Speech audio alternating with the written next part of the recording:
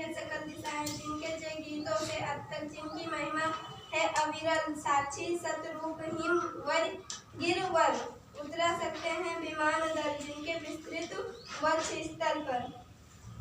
सागर की छाती पर जिनके अगणित अरनों पोत उठाकर पहुंचाया करता था प्रमुदित भूमंडल के सकल तटों पर। नदियां जिनकी यश धारा से बहती हैं अभिनिश मकसद, ढूंढो उनके चरण चिन्ह भी पाओगे तुम उनके तट पर। का वासी जो जीता है नित हाँफ कर रखता है अनुराग अलौकिक, यह भी अपनी मातृभूमि पर। ध्रुववासी जो हिम में तम में जी लेता है कांप कर, वह भी अपनी मातृभूमि पर कर देता है प्राण निछावर। तुम तो है प्रिय बंधु स्वर्ग से सुखद सकल विभोग की आकर, धरा शिरोमणि मातृभूमि में धन हुए हो जीवन पाकर। तुम जिसका अजल अन्न ग्रहण कर, बड़े हुए लेकर जिसकी रज तन रहते कैसे तज दोगे, उसको है वीरों के वंशज। अध्ययन करेंगे स्वदेश प्रेम के शेष भाग का, जो है शोभित है सर्वोच्च मुकुट से कर देता है प्राण निछावर। ठीक है, इसका आदर्श वाचन हो चुका है। तो आइए इसकी व्याख्या को सीधे सीधे देखते हैं कि शोभित है सर्वोच्च मुकुट से जिनके दिव्य देश का मस्तक। तो इस जो ये पद्य है, जो कविता है स्वदेश प्रेम, इसके जो रचनाकार हैं वो कौन है? रामदास त्रिपाठी जी। तो इनका जन्म कब हुआ? 1886। मृत्यु कब हुई? 1962। जन्म कहाँ पर हुआ था? किस युग के कवि थे ये? भाषा इनकी कौन सी थी? इनकी दो रचनाओं का नाम? ठीक है, तो आइए व्याख्या पर चलते हैं और देखते हैं कि रामदास त्रिपाठी जी आगे क्या लिखते हैं। शोभित है सर्वोच्च मुकुट से जिनके दिव्य देश का मस्तक। दिव्य देश का मस्तक जो कहा गया है वो किसको कहा गया है? हिमालय पर्वत को। ठीक है, यस सर। गूंज रही है सकल दिशाएं जिनके जय गीतों से अब तक।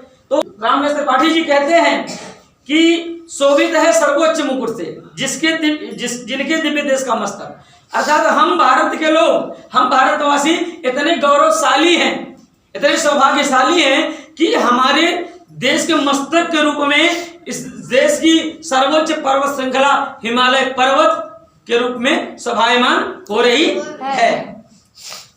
गूंज रही है सकल दिशाएं जिनके जय गीतों से अब तक।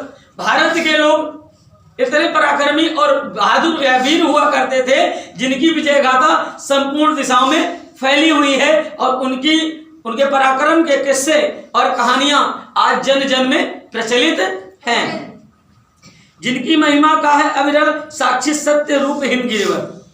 इनके पराक्रम, इनकी वैभवशीलता, इनके ऐश्वर्य और इनकी समृद्धि का जो परिचायक है, उदाहरण है, वह साक्षात ये बर्फ के रूप में जो श्वेत रंग की चट्टानें हैं, अर्थात ये बर्फ के पहाड़ हैं, वो स्वयं इस बात का प्रमाण है। ठीक है, उतरा करते थे विमान दल जिसके विस्तृत वक्षस्तर पर। वह हिमालय पर्वत श्रृंखला जो दिव्य मस्तक के रूप में, एक दिव्य मस्तक के रूप में भारत के सिर के समान शोभायमान हो रही है, वह इतने विस्तृत और विशाल है कि उस पर देवतागण भी प्रसन्न होकर के अपने विमानों को उतारा करते थे। स्पष्ट, आगे बढ़ते हैं।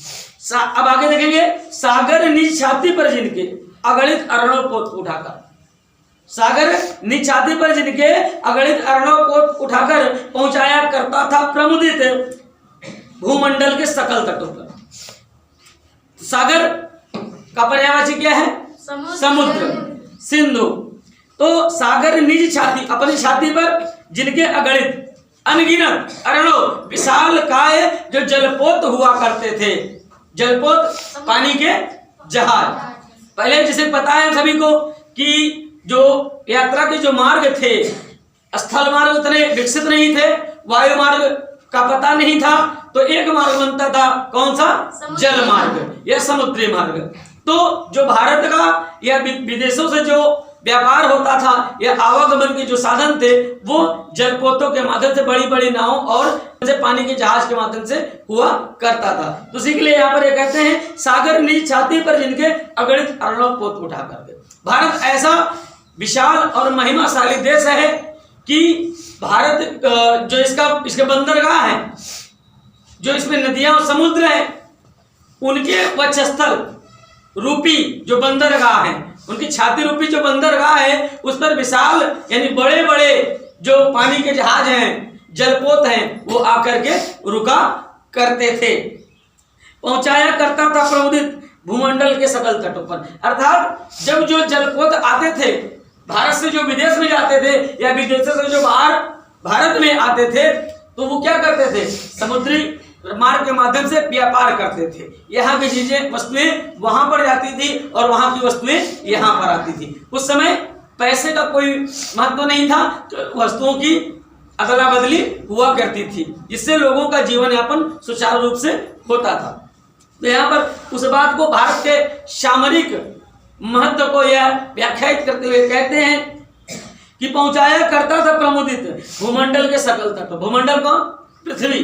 पृथ्वी के जो चारों ओर, चारों दिशाओं में फैले जो अनगिनत देश हैं, उन देशों के तटों पर ये विशालकाय जो जलपोत थे, इनके माध्यम से अपनी महानता का, अपनी गौरव गाथा की कहानी को यह दूर देशों तक फैलाया करता था। अर्थात जो भारत की वस्तुएं हैं, जो प्रचुर मात्रा में पाई जाती थी, उन्हें संपूर्ण विश्व में पहुंचाया जाता था, जिससे वहां के लोगों में खुशहाली व्याप्त हो जाती थी। नदियां जिसकी यश धारा सी बहती अब हैं अब भी निश्वासर। भारत की विजय गाथा, भारत देश की जो महानता है, गौरवशीलता है, वह निरंतर उसी प्रकार से बढ़ती रहती है जिस प्रकार से कोई नदी दिन रात अनवरत बहती रहती है। निश्वासर, निष्का अर्थ है रात, वासर का अर्थ है दिन। कि नदियां जैसे दिन और रात, ऐसा तो नहीं होता ना कि नदी दिन में बहती है रात में रुक जाती है, जैसे हम लोग दिन में जागते हैं रात में सो जाते हैं, ऐसा नहीं है। नदियां निरंतर बहती रहती हैं। उसी प्रकार से भारत की जो लोकप्रियता है, जो प्रसिद्धि है, जो कीर्ति है, यह भारत की वैभवशीलता है, वह उत्तरोत्तर निरंतर बढ़ती जा रही है। ढूंढो उनके चरण चिन्ह पर, पाओगे तुम इनके तट पर। कि भारत में जो बाहरी लोग आते थे या भारत के जो लोग विदेशों में जाते थे, उन विशालकाय जलपोतों के माध्यम से वो इतने कर्मठ और पराक्रमी हुआ करते थे, इतने वीर हुआ करते थे कि उन्होंने अपने कर्म के द्वारा अपनी पहचान उन बंदरगाहों पर, उन सागर के तटों पर छोड़ी है। यह अपनी ऐसी पहचान बनाई है कि आज भी वहां पर स्मरण किए जाते हैं। तब आगे देखते हैं कि विषुवत रेखा का वासी, विषुवत रेखा का वासी जीता है नित हाँफ हाँफ कर। अब यहां मातृभूमि से प्रेम के लिए वो प्रेरित कर रहे हैं। कौन?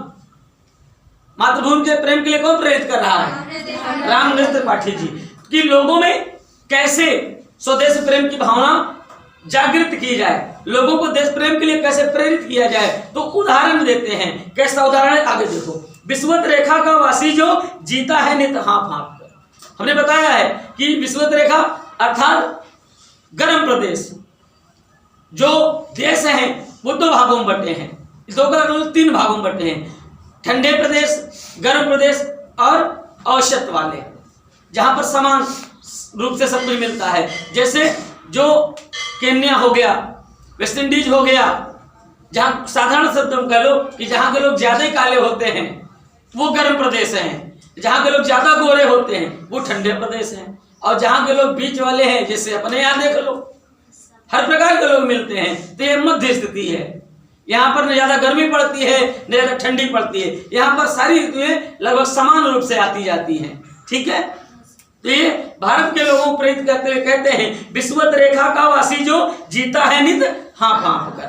कि वह प्रदेश, वह देश जो भयंकर गर्म रहता, जहाँ भीषण प्रचंड गर्मी पड़ती है, वहां का जो नागरिक है वह भी अपने देश से इतना अधिक प्रेम करता है कि वह हाँफ हाँफ कर जी लेता है, उस प्रचंड गर्मी को सह लेता है, लेकिन अपनी मातृभूमि को छोड़ करके अन्यत्र कहीं नहीं जाता है। रखता है अनुराग अलौकिक, यह भी अपनी मातृभूमि पर। वह भले भी उस प्रचंड भीषण गर्मी को सहे, जीवन उसका हाँफ हाँफ कर, अर्थात 24 घंटे संघर्ष करके, 24 घंटे दिन के 24 घंटे वह जीवन से, मृत्यु से संघर्ष करता रहे, लेकिन उससे अपने मातृभूमि से इतना स्नेह है, इतना अनुराग है, इतना प्रेम है कि वह अपनी मातृभूमि को छोड़ करके अन्यत्र कहीं नहीं जाता है। ध्रुववासी जो हिम में तम में जी लेता है कांप कांप कर। ध्रुव प्रदेश अर्थात जो ठंडे प्रदेश हैं जहां पर बर्फ गिरती है, वहां पर रहने वाला, वहां निवास करने वाला जो व्यक्ति है, वहां का निवासी, वह भी भीषण अंधकार को, भयंकर अंधकार को और गिरती हुई बर्फ को सह लेता है। भीषण ठंड को, जो हाड़ कपाट देने वाली ठंड होती है, वो उसको सह लेता है, लेकिन जी लेता है कांप कांप कर। भयंकर ठंडी को, भीषण कोहरे को, हिमपात को सहता रहता है और फिर भी अपनी मातृभूमि को छोड़ करके वह अन्यत्र कहीं नहीं जाता है। वह भी अपनी मातृभूमि पर कर देता है प्राण न्यौछावर। यानी जो भीषण हिमपात होता है, भयंकर ठंड पड़ती है, तो उससे घबरा कर वो अपनी मातृभूमि को छोड़ करके नहीं जा सकता है, बल्कि वो प्रयास करे तो वो भी गर्म प्रदेश में चला जाए, जो गर्म वाला है ठंडे में चला है, तो जो उनका जीवन बच जाए। लेकिन उन्हें अपनी मातृभूमि से इतना प्रेम है कि वह कभी भी अपनी मातृभूमि को, अर्थात अपनी जो मिट्टी है, अपना जो देश है, उसको छोड़ करके किसी अन्य देश में जाकर रहने के लिए तैयार नहीं होते हैं। इस प्रकार से यह व्याख्या यही समाप्त हो जाती है। यहाँ पर इतना पूछना चाहूंगा कि किसी को कोई संशय है इसमें? समझ में आया सभी को? आवाज कम बता रही है, इसका मतलब समझ में कम आया है। चलो आगे फिर देख लेंगे। बेल खत्म हो चुकी है, लेकिन काव्य सौंदर्य पहले देख लेते हैं कि काव्य सौंदर्य जो है इसका, इसमें भाषा कौन सी है? खड़ी बोली। और रस कौन सा होगा? वीर रस होगा। गुण कौन सा होगा? ओज हो जाएगा। और अलंकार कौन सा होगा? उपमा अलंकार। चूंकि उदाहरण यहाँ पर दिए गए हैं, यहाँ पर तुलना की जाती है, वहां पर उपमा अलंकार होता है। तो इस प्रकार से यह व्याख्या समाप्त हो जाती है। शेष अगली कक्षा में।